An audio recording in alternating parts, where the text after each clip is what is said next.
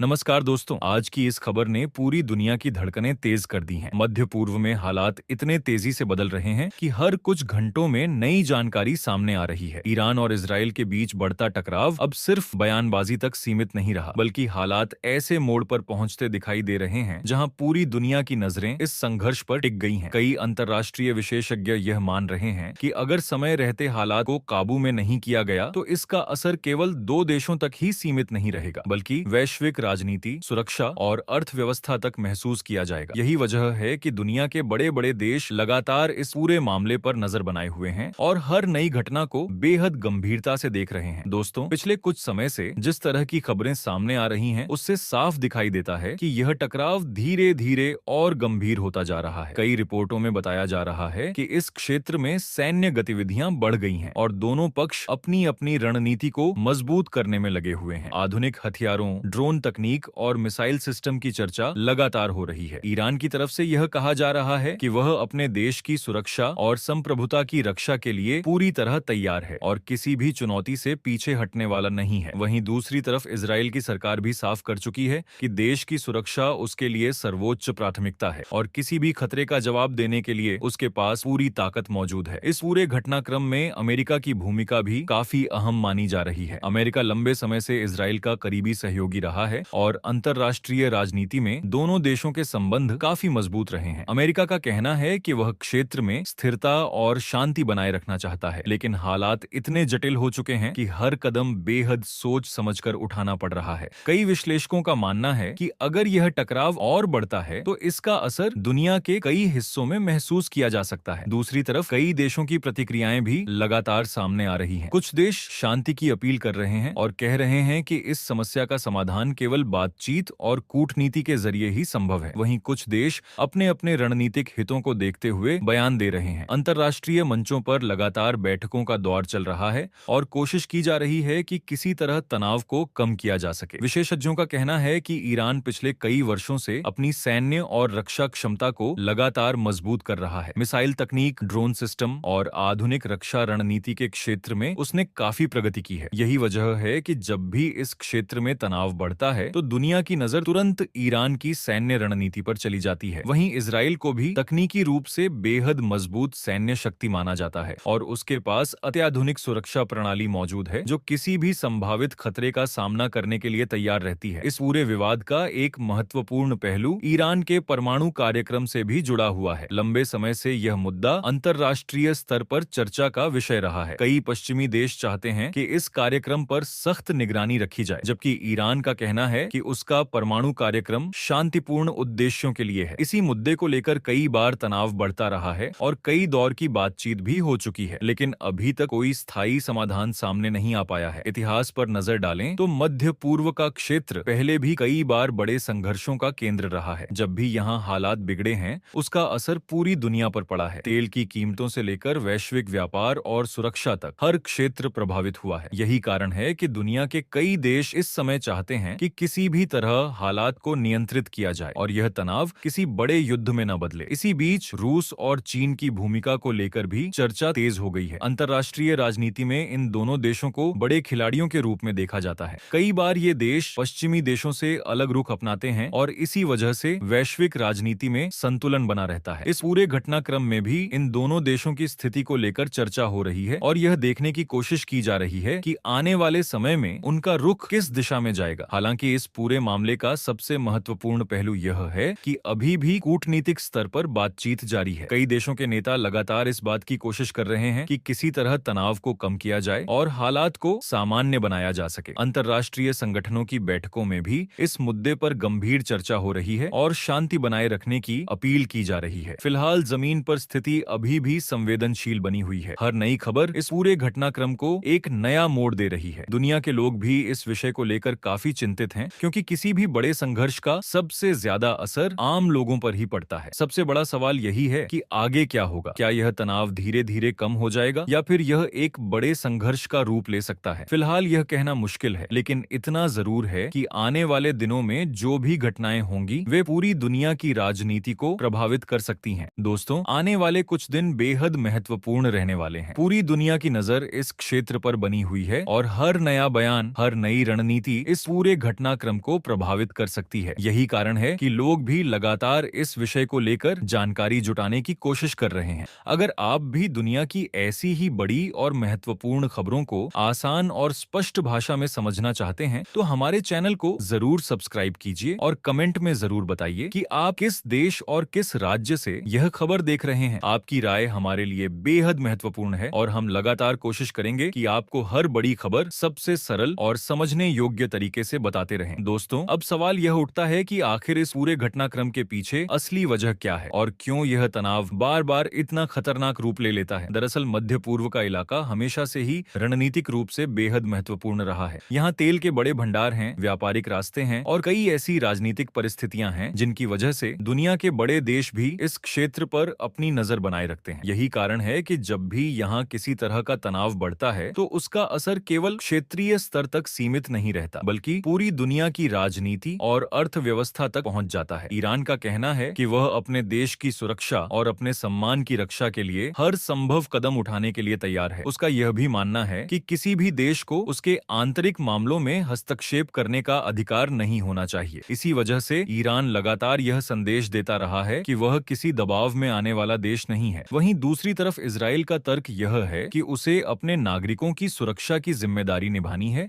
और अगर उसे कहीं से खतरा महसूस होता है तो वह चुप नहीं बैठ सकता। यही दो अलग अलग दृष्टिकोण इस पूरे विवाद को और जटिल बना देते हैं। इस बीच दुनिया के कई देश यह भी मानते हैं कि अगर बातचीत और कूटनीति के जरिए समाधान निकाला जाए तो हालात को सामान्य किया जा सकता है। कई बार ऐसा भी हुआ है जब दोनों पक्षों के बीच अप्रत्यक्ष बातचीत हुई और तनाव कुछ समय के लिए कम भी हुआ, लेकिन हर बार कोई न कोई ऐसी घटना हो जाती है जो फिर से हालात को बिगाड़ देती है। यही वजह है कि विशेषज्ञों लगातार यह कहते हैं कि इस समस्या का स्थायी समाधान केवल राजनीतिक और कूटनीतिक बातचीत के जरिए ही संभव है। दूसरी तरफ आम लोगों की चिंता भी लगातार बढ़ रही है। किसी भी युद्ध या बड़े संघर्ष का सबसे ज्यादा असर आम नागरिकों पर ही पड़ता है। जब युद्ध की स्थिति बनती है तो सबसे पहले लोगों की रोजमर्रा की जिंदगी प्रभावित होती है। व्यापार रुक जाता है, महंगाई बढ़ जाती है और कई बार लोगों को अपने घर तक छोड़ने पड़ जाते हैं। यही कारण है कि दुनिया के कई देश लगातार शांति की अपील कर रहे हैं और चाहते हैं कि किसी भी तरह इस तनाव को कम किया जाए। आर्थिक दृष्टि से भी इस पूरे विवाद का असर काफी बड़ा हो सकता है। मध्य पूर्व का इलाका तेल और गैस के उत्पादन के लिए पूरी दुनिया में जाना जाता है। अगर इस क्षेत्र में तनाव बढ़ता है तो तेल की आपूर्ति प्रभावित हो सकती है और इसका सीधा असर दुनिया की अर्थव्यवस्था पर पड़ सकता है। कई बार ऐसा देखा गया है कि जब भी इस क्षेत्र में कोई बड़ा संकट पैदा होता है तो अंतरराष्ट्रीय बाजार में तेल की कीमतें तेजी से बढ़ने लगती हैं। इसी वजह से दुनिया के बड़े देश इस पूरे मामले को बहुत गंभीरता से देख रहे हैं। वे यह समझते हैं कि अगर हालात नियंत्रण से बाहर हो गए तो उसका असर केवल राजनीति तक सीमित नहीं रहेगा, बल्कि आर्थिक और सामाजिक स्तर पर भी गहरा प्रभाव पड़ेगा। इसलिए अंतरराष्ट्रीय स्तर पर लगातार कूटनीतिक प्रयास किए जा रहे हैं ताकि किसी तरह इस संकट का शांतिपूर्ण समाधान निकाला जा सके। विशेषज्ञों का यह भी मानना है कि आधुनिक युद्ध पहले की तरह केवल मैदान में लड़ाई तक सीमित नहीं रह गए हैं। आज के समय में तकनीक, साइबर सुरक्षा, ड्रोन सिस्टम और मिसाइल तकनीक जैसे कई नए पहलू भी युद्ध का हिस्सा बन चुके हैं। यही वजह है कि जब भी किसी बड़े देश के बीच तनाव बढ़ता है तो पूरी दुनिया की चिंता भी बढ़ जाती है, क्योंकि इसका प्रभाव बहुत व्यापक हो सकता है। फिलहाल सबसे महत्वपूर्ण बात यह है कि आने वाले समय में कूटनीतिक बातचीत कितनी सफल होती है। अगर बातचीत का रास्ता मजबूत होता है तो हालात को संभाला जा सकता है, लेकिन अगर तनाव बढ़ता रहा तो स्थिति और जटिल हो सकती है। यही कारण है कि दुनिया के बड़े नेता लगातार इस मामले पर नजर बनाए हुए हैं और हर कदम सोच समझकर उठा रहे हैं। दोस्तों, इस पूरे घटनाक्रम से एक बात जरूर साफ होती है कि आज की दुनिया पहले से कहीं ज्यादा जुड़ी हुई है। किसी एक क्षेत्र में होने वाली घटना का असर हजारों किलोमीटर दूर बैठे लोगों तक पहुंच सकता है। इसलिए शांति और स्थिरता बनाए रखना आज हर देश की प्राथमिकता बन चुका है। आने वाले दिनों में क्या होगा यह तो समय ही